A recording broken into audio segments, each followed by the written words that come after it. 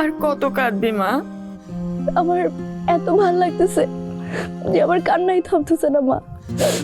আমার মনে হইতেছে আমি একটা সুন্দর স্বপ্ন দেখতেছি। আমার ভয়ও লাগতেছে, চোখ বন্ধ করলে যদি তুমি ভ্যানিশ হয়ে যাও। আমি তো আর বেশিক্ষণ থাকতে পারবো না রে মা। ফরহাদরা ঈদের দাওয়াত খেয়ে ফেরার আগেই আমাকে চলে যেতে হবে রে। মা, ওরা কি তোমাকে এখনো টর্চার করে? নতুন করে আর কি টর্চার করবে? আগে যা ছিল এখনো তাই।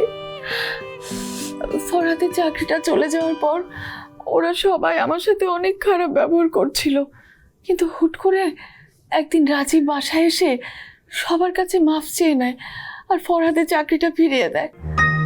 তখন থেকে বাসার পরিবেশ একটু শান্ত।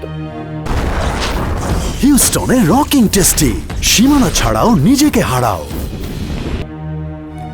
আচ্ছা মা, মাহি কেমন আছে? সেদিন মাহির জন্য আমি পালাতে পারছিলাম। মাহি আগের মতোই আছে, পড়াশোনায় মন নাই, টোটো করে ঘুরে বেড়ায়।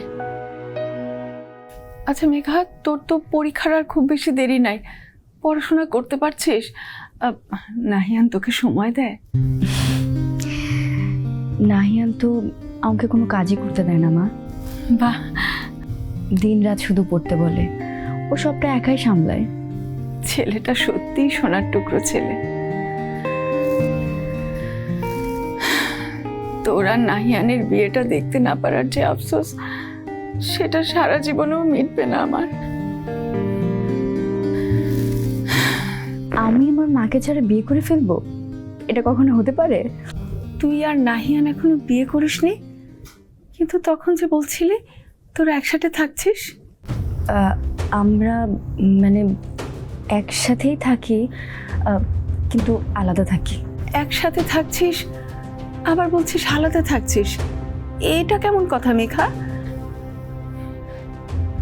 তোরা কি সত্যি বিয়ে না করে একসাথে থাকছিস?